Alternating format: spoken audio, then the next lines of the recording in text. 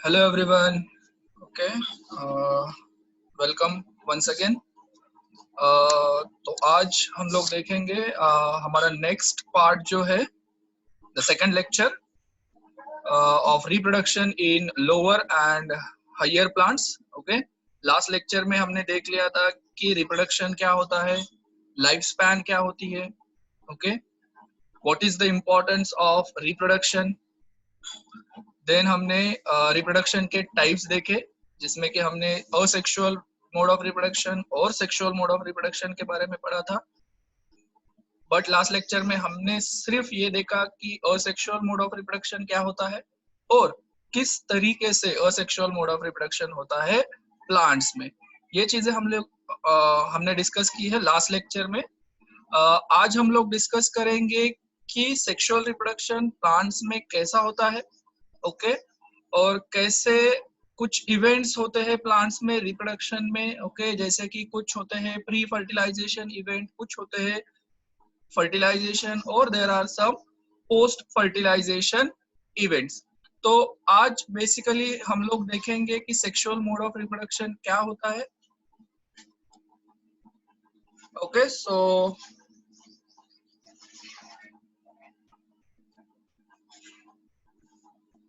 now we can start with our today's topic, that is sexual reproduction and the structure of male gametophyte. Okay, so basically in this type of reproduction, that is in sexual reproduction, two parents are involved. Okay, so कितने parents involved होंगे यहाँ पे? दो parents involved होंगे. अगर दो parent involved हो रहे हैं reproduction में, that is called as biparental. Okay, by यानी two, यहाँ पे दो parents क्या होंगे? involved होंगे for the reproduction process. Okay, so एक मेल इंडिविजुअल होगा, एक फीमेल इंडिविजुअल होगा. Okay. So then the gamete formation takes place in sexual mode of reproduction. Okay. यहाँ पे क्या हो रहा है? गैमेट्स फॉर्म हो रहे. Okay. Sex cells are form, gametes form हो रहे. एज यू नो, हमें पता है कि गैमेट्स कैसे होते हैं. Gametes are haploid in condition, that means they are in n condition. वो कैसे रहेंगे? एन कंडीशन में रहेंगे. ठीक है. लास्ट टाइम अगर इसका डिफरेंस हमने लास्ट टाइम देखा था, तो लास्ट टाइम कैसे हमने पढ़ा था असेक्सुअल रिप्रोडक्शन में कि असेक्सुअल रिप्रोडक्शन मोस्टली कैसा होगा? यूनिपैरेंटल होगा, सिर्फ एक ही पैरेंट उसमें इन्वॉल्व होगा और there is a no formation of gamete. Gamete वहां पे गैमेट फॉर्मेशन नहीं होगा. ओके. अब यहाँ पे गैमेट्स फॉर्म हो रहे. सो the fusion of two compatible gametes or sex cells occurs. So अगर गैमेट बन रहे हैं तो वो क्या हो जाएंगे? फ्यूज भी हो जाएंगे. That fusion of gametes also takes place in sexual mode of reproduction, and the fusion of two gametes, that is male and female gamete, that process is called as fertilization. उसे हम क्या बोलेंगे? fertilization. Okay. ये word आपने बहुत बार सुना होगा, fertilisation.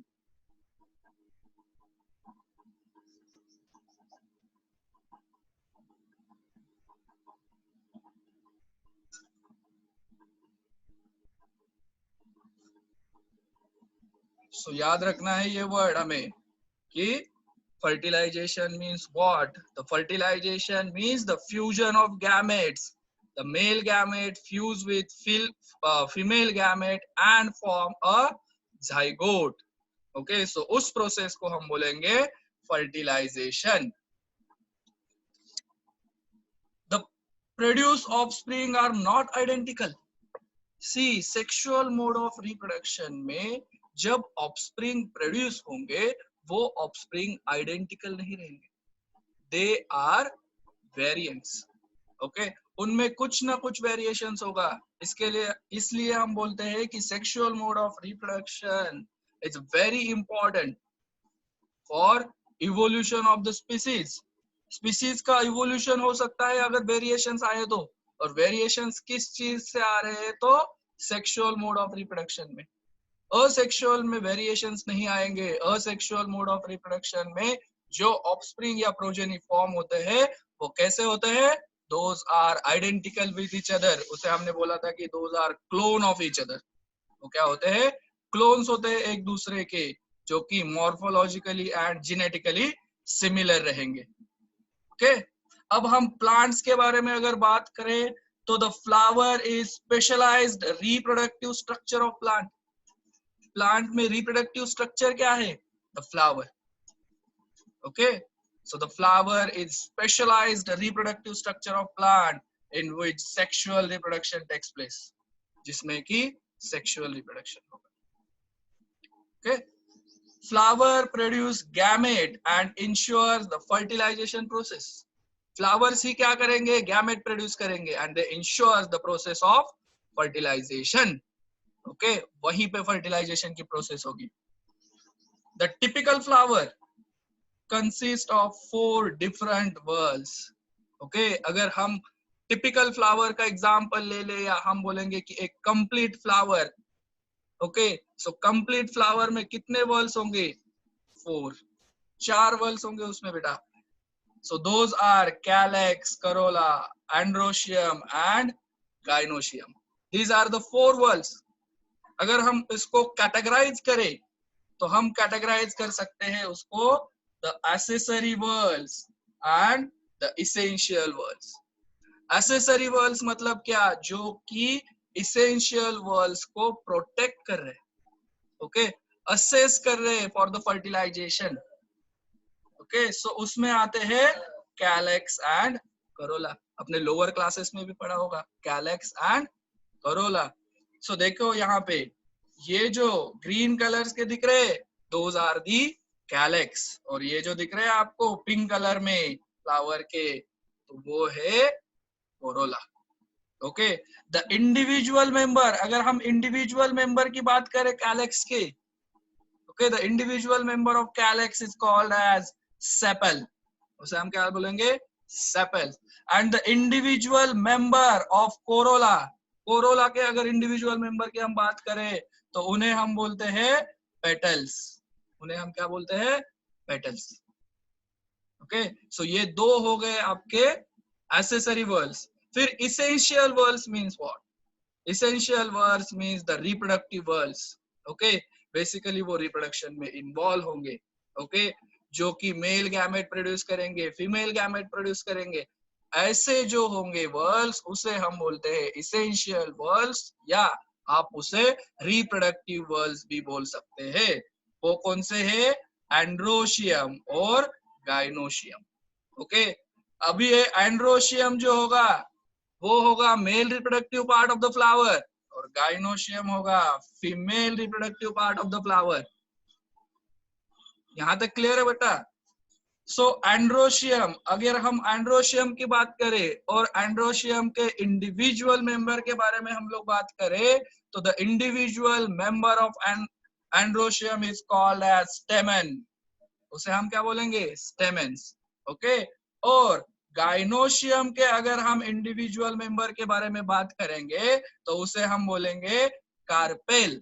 उसे हम क्या बोलेंगे? Carpel. So carpel is a individual member of gynoecium. Okay, या उसे हम और एक नाम से जान सकते हैं, दैट इज पिस्टिल. उसे हम पिस्टिल भी बोल सकते हैं. ओके, सो ये हो गया कि फ्लावर, ये कंप्लीट फ्लावर है बेटा. ओके, ये कंप्लीट फ्लावर है. ओके, कुछ फ्लावर ऐसे होते हैं इनकम्प्लीट फ्लावर, जिनमें कि क्या हो सकता है? या तो एंड्रोशियम नहीं हो सकता, एब्सेंट हो सकता है, या तो फिर गाइनोशियम एब्सेंट हो सकता है. तो उसे हम इनकम्प्लीट फ्लावर बोलेंगे. उसे हम क्या बोलेंगे? इनकम्प्लीट. ओके,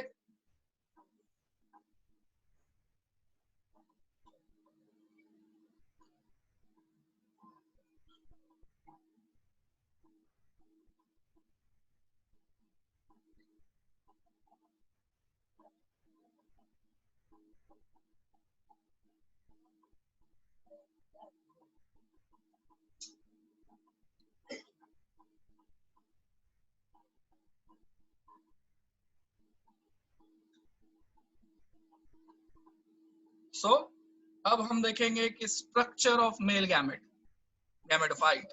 ओके, कि मेल गैमेटोफाइट का स्ट्रक्चर क्या होता है, या मेल रिप्रोडक्टिव वर्ल्स क्या होते हैं. ओके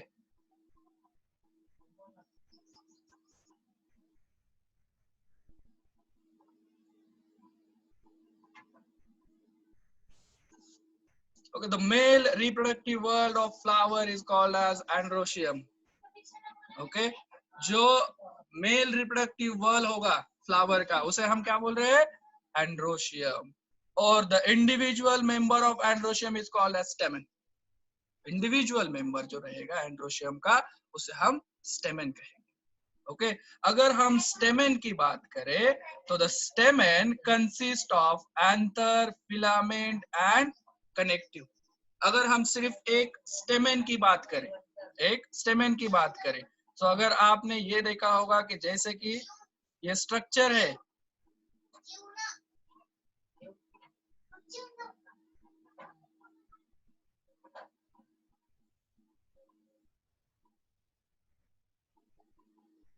ओके इस तरह से कुछ स्ट्रक्चर रहेगा आपके स्टेमन का, जिसमें कि ये पार्ट कहलाएगा एंथर और ये पार्ट कहलाएगा स्टेमन.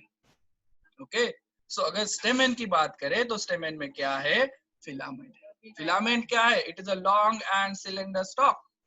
ये जो आपको दिख रही है, this is the long and cylinder stock. और दूसरा क्या है? एंथर. ये जो दिख रहा है आपको, ये है एंथर. ओके सो एंथर क्या है? It is a fertile part. It is a fertile part which produce the pollens. जो क्या करेंगे? पोलेंस प्रोड्यूस करेंगे. तो क्या करेंगे? पोलेंस प्रोड्यूस करेंगे. ठीक है बच्चों. अब हम देखते हैं कि एंथर का स्ट्रक्चर होता कैसे है. जो अभी हमने देख लिया कि बाबा एंथर है, वही एंथर क्या कर रहा है? पोलन प्रोड्यूस कर रहा है. उसी में तो मेल गैमेट होंगे, उसी में तो मेल गैमेट होंगे. तो ये एंथर होता कैसे है?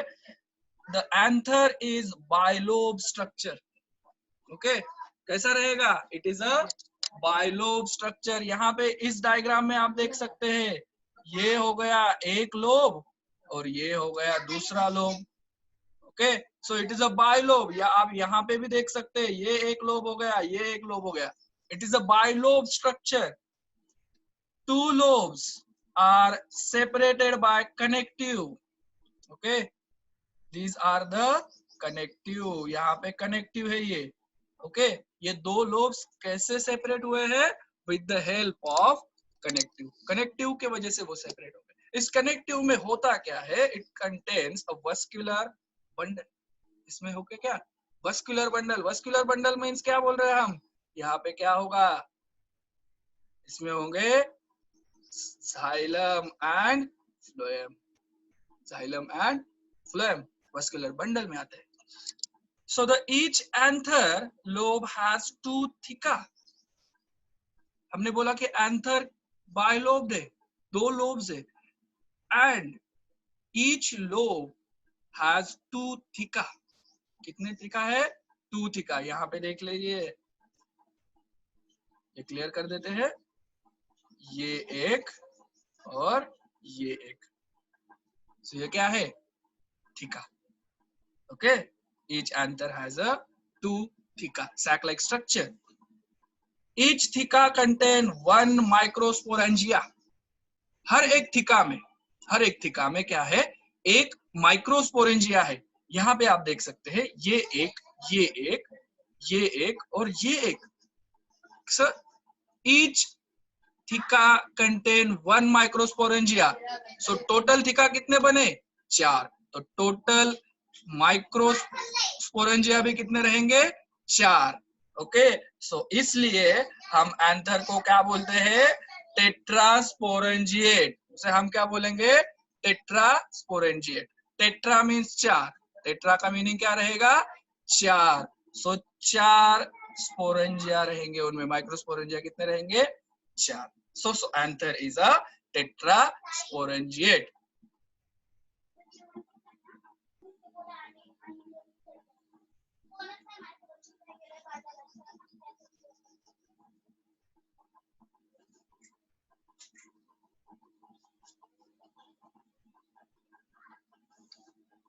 ओके हम अगर टीएस ले ले एंथर का, ओके, कि एंथर का हम ट्रांसवर्स सेक्शन कट कर देते हैं तो हमें क्या दिखेगा?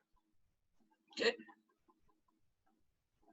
So the archaeosporial cell divides into an inner sporangious cells and outer parietal cells. Okay, देखो बच्चों होता क्या है, जब डेवलपमेंट हो रही होती है एंथर की, तब देखो कुछ ऐसे बाहर का एक लेयर रहेगा, आउटसाइड का लेयर रहेगा सेल का, ओके, जिसे हम बोलते हैं इपिडर्मिस, जिसे हम क्या बोलेंगे? Epidermis, okay. और उसके नीचे और एक सेल होता है, ओके, और एक लेयर होगा सेल का। सो उस लेयर को हम बोलते हैं हाइपोडर्मल, उसे हम क्या बोलते हैं? Hypodermal, okay. इपिडर्मिस के नीचे रहेगा हाइपोडर्मल, और इस हाइपोडर्मल सेल जो है, इसमें से कुछ सेल्स डिफरेंशिएट होंगे और फॉर्म करेंगे आर्कियोस्पोरियल सेल। क्या फॉर्म करेंगे? आर्कियोस्पोरियल सेल, ओके। फिर ये आर्कियोस्पोरियल सेल्स डिवाइड हो जाएंगे, फिर से ये आर्कियोस्पोरियल सेल क्या हो जाएंगे? डिवाइड हो जाएंगे mitotically, okay, and they form a inner sporogenous cells. अंदर के साइड में दो तरह के ये सेल बनाएंगे, एक तो पैराइटल सेल बनाएंगे जो आउटर साइड में रहेंगे, और दूसरे सेल बनाएंगे जो इनर साइड में रहेंगे, उसे हम बोलेंगे स्पोरोजिनियस सेल, ओके। ये जो स्पोरोजिनियस सेल्स है, this cells form sporogenous tissue, okay. ये सेल क्या बनाएंगे? Sporogenous tissues, and this cells are capable of forming microspore tetrad, okay. क्या फॉर्म करेंगे ये? माइक्रोस्पोर टेट्राड, या सिंपली ये कह सकते हैं कि ये सेल क्या कर सकते हैं? माइक्रोस्पोर प्रोड्यूस कर सकते हैं।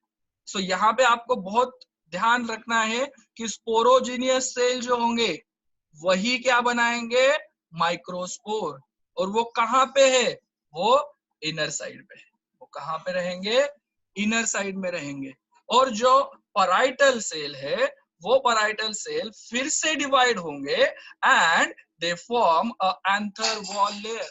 जो एंथर के वॉल रहेंगे उसके लेयर्स फॉर्म करेंगे पैराइटल से, वो फिर से डिवाइड होंगे। और ऐसे कितने लेयर्स बनाएंगे वो? दे फॉर्म्स अ 4 लेयर, 4 लेयर बनाएंगे अलग अलग तरीके से। सो ये देखो, पहला लेयर जो होगा वो इपिडर्मिस। पहला लेयर कौन सा होगा? Epidermis. It is the outer most protective layer. क्या है ये? It is the outer most protective layer. सबसे बाहर का लेयर रहेगा एंथर वॉल का, और प्रोटेक्टिव रहेगा, वो प्रोटेक्टिव इन नेचर रहेगा, जो कि it is a made up of tubular cells. Cells कैसे रहेंगे उनके? ट्यूबुलर तरीके से रहेंगे, okay.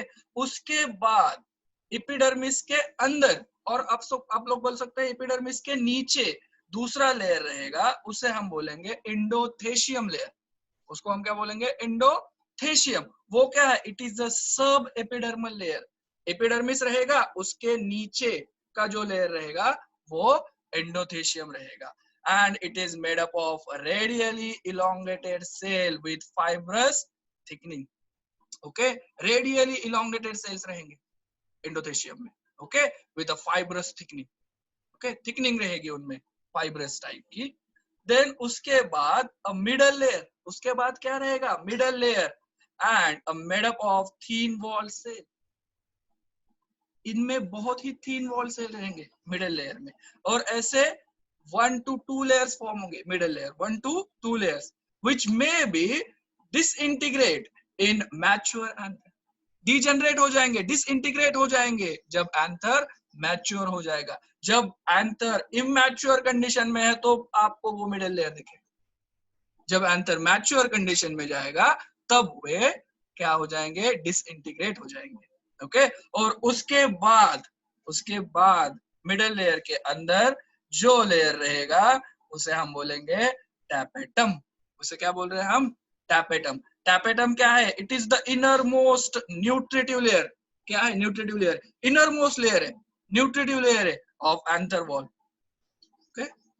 It's provides the nourishment, provides the nourishment, nutritive layer है, ओके और इनर मोस्ट है। और उसके जस्ट अंदर का सबसे इनर पार्ट रहेगा इन इट टैपेटम, बेसिकली उसके अंदर जो रहेगा वो रहेगा स्पोरोजिनियस टिश्यू। उसके अंदर क्या रहेंगे? Sporogenous tissue. Means this tapetum immediately encloses the sporogenous tissue. अगर हम लोग ऐसे देख ले कि सबसे बाहर रहेगा एपिडर्मिस, उसके अंदर रहेगा एंडोथेशियम, उसके अंदर रहेगा मिडल लेयर, उसके अंदर की तरफ रहेगा टैपेटम, और इस टैपेटम के अंदर रहेंगे स्पोरोजिनियस टिश्यू।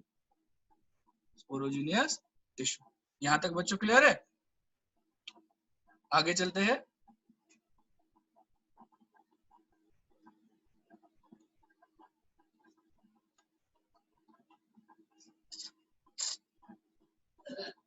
ओके, जो अभी हमने देखा वही एक बार डायग्राम में देख लेते हैं हम।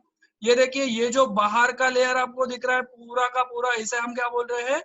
एपिडर्मिस। उसके अंदर की तरफ जो लेयर है, this is the second layer, उसे हम बोल रहे हैं एंडोथीशियम लेयर। एंडोथीशियम के बाद कौन सा है? Middle layer. कितना है? या 1 and 2, या तो एक लेयर हो सकती है या 2 लेयर्स हो सकती है मिडल्स में, मिडल लेयर्स के। और उसके बाद क्या है? ओके, उसके बाद अंदर वाला ये रहा टैपेटम, ये रहा टैपेटम। और ये टैपेटम के अंदर जो कुछ भी सेल्स है, ये जो दिख रहे हैं आपको, ये है माइक्रोस्पोर मदर सेल्स। ये है माइक्रोस्पोर मदर सेल्स। कंफ्यूज मत हो जाना, माइक्रोस्पोर मदर सेल जो है वो बनेंगे ही स्पोरोजिनियस सेल से।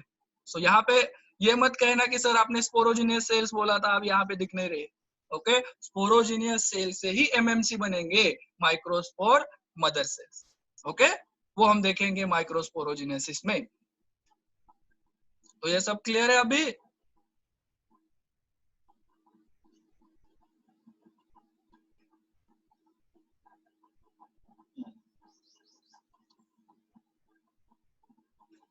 देखिए, अब देखते हैं हम माइक्रोस्पोरेंजिनेसिस, कैसे माइक्रोस्पोर फॉर्म होते हैं।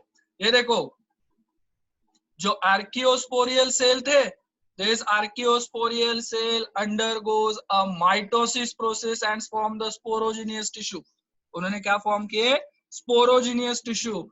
These sporogenous tissues again undergo mitosis process. Sporogenous tissues भी क्या करेंगे? माइटोसिस ही करेंगे एंड फॉर्म करेंगे माइक्रोस्पोर मदर सेल, जिसे हम एमएमसी कहेंगे, माइक्रोस्पोर मदर सेल। या फिर हम उसे पीएमसी भी बोल सकते हैं, पोलन मदर सेल, जिसे हम बोलेंगे पोलन मदर सेल। ओके, अब देखो, ये जो माइक्रोस्पोर मदर सेल है वो सेल्स करेंगे मियोसिस, एमएमसी सेल्स करेंगे मियोसिस, और क्या फॉर्म करेंगे? टेट्राड। टेट्राड का मीनिंग मैंने क्या बोला? टेट्राड मतलब क्या होता है? 4 सेल। टेट्राड का मीनिंग क्या होता है? 4 सेल। ओके, हमें ये पता है कि मियोसिस होने के बाद कितने डॉटर सेल्स बनते हैं? 4। After the completion of meiosis कितने सेल बनेंगे? 4। ओके, सो यहाँ पे भी क्या हो रहा है? मियोसिस बन रहा है, मियोसिस हो रहा है और बन रहे हैं आपके 4 सेल्स। ओके, और जो टेट्राड फॉर्म हो गया उसमें क्या हो जाएगा? राउंडिंग ऑफ, उसमें राउंडिंग ऑफ होगा and individual pollen grains form. क्या हो जाएगा? Individual pollen grains form. Tetrad का राउंडिंग ऑफ होने के बाद उसमें इंडिविजुअल पोलन ग्रेन्स फॉर्म हो जाएंगे। ओके, सो अभी यहाँ पे मैं बहुत अच्छे तरीके से एक बात बताता हूं जो कि कॉम्पिटेटिव एग्जाम में आ सकती है आपके। देखिए, आर्कियोस्पोरियल सेल्स कैसे रहेंगे? डिप्लॉइड रहेंगे या हैप्लॉइड रहेंगे? ओके, सो वो रहेंगे डिप्लॉइड 2n कंडीशन में, ये रहेंगे 2n कंडीशन में। इनमें माइटोसिस हो रहा है, इनमें क्या हो रहा है? माइटोसिस हो रहा है। तो स्पोरोजिनियस टिश्यूज कैसे रहेंगे? ये भी 2n डिप्लॉइड ही रहेंगे, ये भी डिप्लॉइड ही रहेंगे। माइटोसिस होने के बाद सेल्स डिप्लॉइड ही रहते हैं as it is. Equational cell division बोलते हैं हम। अब देखो स्पोरेजिनियस टिश्यूज फिर से माइटोसिस ही कर रहे हैं, तो एमएमसी भी कैसे रहेंगे? MMCs are also 2n condition. ये बहुत इंपॉर्टेंट चीज है कि माइक्रोस्पोर मदर सेल्स कैसे होते हैं, वो हैप्लॉइड होते हैं या डिप्लॉइड होते हैं? वो डिप्लॉइड होते हैं, 2n कंडीशंस रहेगी उनमें, और ये MMC मियोसिस करेंगे और टेट्राड फॉर्म करेंगे, और वो हर एक टेट्राड में से जो सेल रहेगी वो कैसे रहेगी? n कंडीशन में, हैप्लॉइड। हमें ये पता है कि मियोसिस क्या है? Reductional cell division. यहाँ पे सेल बायोलॉजी नहीं है, सेल डिवीजन नहीं है हम पढ़ रहे, पर याद रखना है आपको, मियोसिस होने के बाद कैसे सेल्स बनते हैं? हैप्लॉइड। कैसे बनेंगे? हैप्लॉइड तरीके के। ओके, सो बच्चों ये बात याद रखनी है कि एमएमसी जो है वो 2n कंडीशंस में रहेंगे, और जब माइक्रोस्पोर फॉर्म हो जाएगा वो माइक्रोस्पोर कैसे रहेंगे? n कंडीशंस के रहेंगे, हैप्लॉइड रहेंगे। ओके, क्लियर है यहां तक बच्चों?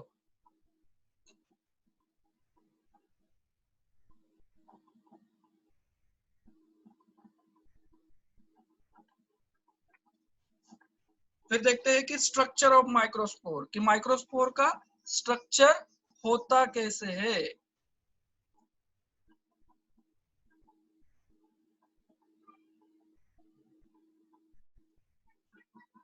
Okay, structure of microspore.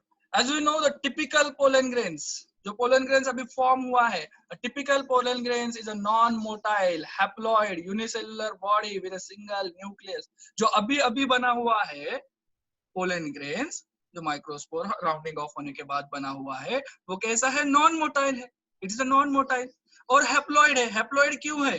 क्योंकि अभी उसमें मियोसिस से जो बना है, तो वो हैप्लॉइड है। यूनिसेल्युलर है, ओके, यूनिसेल्युलर है, एंड उसमें क्या है? सिंगल न्यूक्लियस प्रेजेंट है। Okay, which is surrounded by two layer wall called as sporoderm. Okay, उसमें क्या है? It is surrounded by a two layer. उनकी जो वॉल है, कितने लेयर है उस वॉल में? 2, और उससे हम क्या बोलते हैं? स्पोरोडम। जो वॉल रहेगी उसे हम बोलेंगे स्पोरोडम, माइक्रोस्पोर की वॉल, स्पोरोडम कहेंगे उसे हम। ओके, और कितने लेयर है? 2। जो आउटर लेयर रहेगा, बाहर का लेयर रहेगा, उसे हम बोलेंगे एक्साइन। उसे हम क्या बोलेंगे? Exine, which is thick. Exine कैसा रहेगा? Thick, and made up of complex non-biodegradable substance called as sporopollenin. Okay, ठीक है, और किससे बना हुआ है? तो स्पोरोपोलेनिन से बना हुआ है। किससे बना हुआ है? स्पोरोपोलेनिन से बना हुआ है। Okay, it may be smooth और स्कल्पचर्ड। ओके, या तो वो स्मूथ हो सकता है या स्कल्पचर्ड हो सकता है, स्कल्पचर्ड पैटर्न में हो सकता है, और ये हर एक स्पीसीज में अलग अलग तरीके का हो सकता है। सो इसलिए हम बोलते हैं कि it is a characteristics of species. Species to species जो उनका पैटर्न रहेगा वो वैरी करेगा। Okay, at some places, okay, at some places exine is very thin. किस किस जगह पे वो बहुत ही थिन रहेगा। Okay, and showing a thin areas. Okay, वहां पे कुछ एरियाज रहेंगे, पोर लाइक स्ट्रक्चर्स आपको अपेयर होगा, उसे हम बोलते हैं जर्म पोर्स। उसे हम क्या बोलेंगे? Germ spore. ये भी बहुत इंपॉर्टेंट चीज है, ओके, कि जर्म स्पोर प्रेजेंट होने ही चाहिए। ओके, इसलिए एक्साइन जो है वहां, वो जो है वो किस कहीं कहीं जगह पे क्या है? थीन है। ओके, और वो जहां पे थीन है उस जगह को हम बोलेंगे जर्म पोर्स। किस लिए ये जर्म स्पोर होते हैं? क्यों वो जगह थीन होती है? तो which is useful to growth of emerging pollen tubes during the germinating pollen grains. जब पोलन ग्रेन्स जर्मिनेट होने वाले स्टिग्मा के ऊपर जब वो लैंड करेंगे, तब वहां पे वो जर्मिनेट हो जाएंगे, और जर्मिनेट होने के बाद उसमें से क्या निकलेंगे? पोलन ट्यूब्स निकलेंगे, और वो पोलन ट्यूब्स फॉर्म कहां से होंगे? तो ये जर्म पोर्स से फॉर्म होंगे। ओके, वहां से वो इमर्ज करेंगे pollen tube. Then the inner wall, अब एक्साइन हो गया, एक्साइन के अंदर और एक वॉल है, उस वॉल को हम बोलेंगे intine and this is consist of cellulose and pectin. उसमें क्या है, सेल्यूलोज और पेक्टिन प्रेजेंट इंटाइन में। क्या है ये सेल्यूलोज और पेक्टिन? ओके, सेल्यूलोज और पेक्टिन आपने लास्ट ईयर में भी पढ़ा है, ओके, बायोमोलिक्यूल्स में। इसके एग्जांपल्स आपने पढ़े होंगे। These are the carbohydrates, complex carbohydrates या पॉलीसैकेराइड्स आप बोल सकते हैं, सेल्यूलोज, पेक्टिन। ओके, यहाँ पे देखो, यहाँ पे मैं एक चीज या इधर ही आपको क्लियर कर देता हूँ कि ये जो अभी यंग पोलन ग्रेन्स है, ये पोलन ग्रेन्स क्या हो जाएगा, फॉर्म हुआ है अभी अभी। तो ये फॉर्म होने के बाद इमीडिएटली क्या करेगा, माइटोसिस करेगा। इमीडिएटली क्या करेगा, माइटोसिस करेगा। बट माइटोसिस वो सिर्फ न्यूक्लियस की डिवीजन ही करेगा। माइटोसिस में क्या करेगा, वो सिर्फ न्यूक्लियस की डिवीजन ही करेगा, सेल की नहीं, ओके, या साइटोप्लाज्म की नहीं। ओनली कार्योकाइनेसिस हो रहा है, ओनली न्यूक्लियस डिवाइड हो रहा है। सो एक न्यूक्लियस से कितने न्यूक्लियस बनेंगे, 2 न्यूक्लियस बनेंगे। ओके, जो न्यूक्लियस पहला वाला था उसे हम बोलेंगे ट्यूब न्यूक्लियस, और जो बना वो बन गया जनरेटिव न्यूक्लियस। मतलब एक सेल है, एक सेल में 2 न्यूक्लियस है। ओके, एक को कहेंगे आप ट्यूब न्यूक्लियस और एक को कहेंगे आप जनरेटिव न्यूक्लियस। इसका बहुत इंपॉर्टेंट है आगे जाके।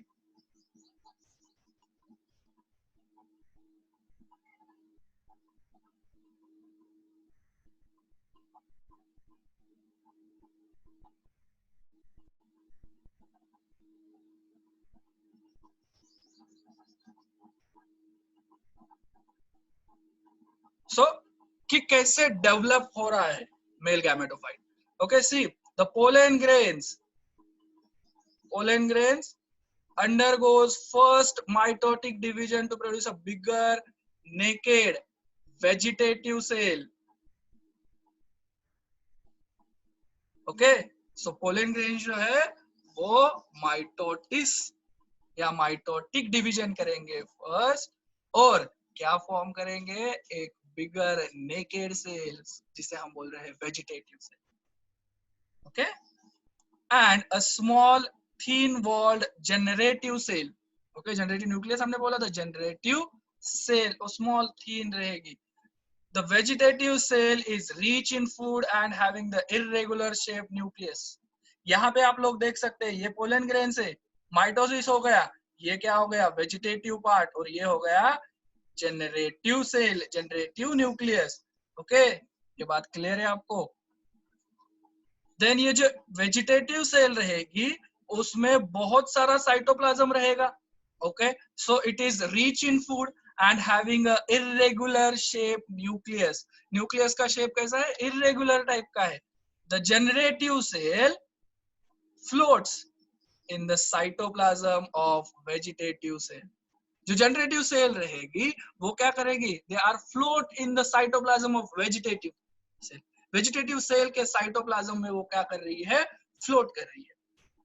Okay, The second mitotic division concerned with the generative cell.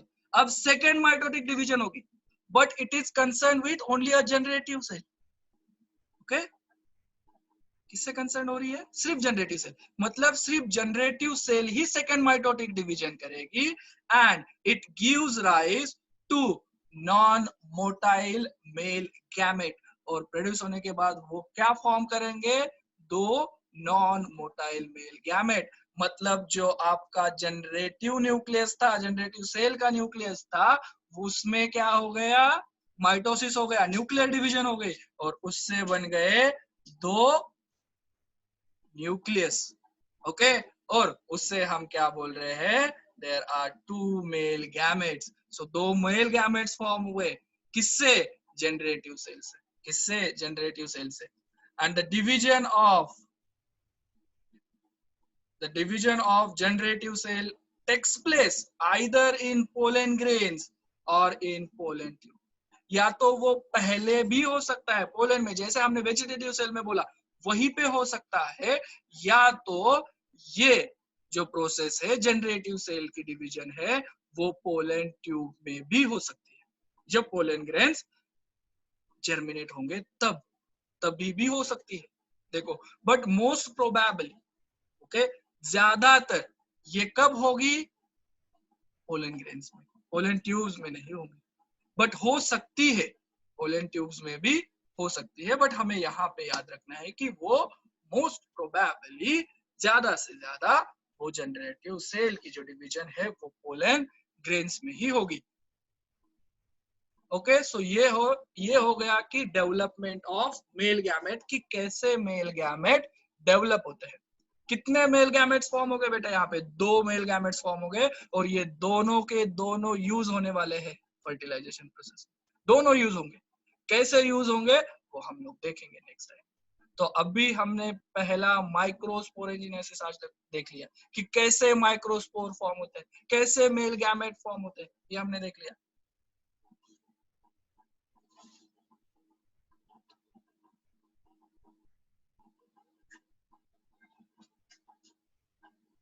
Okay, so thank you. आज का इस लेक्चर यही तक था।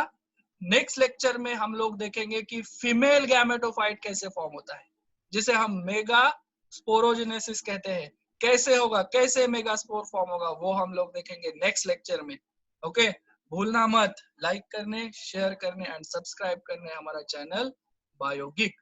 Thank you once again.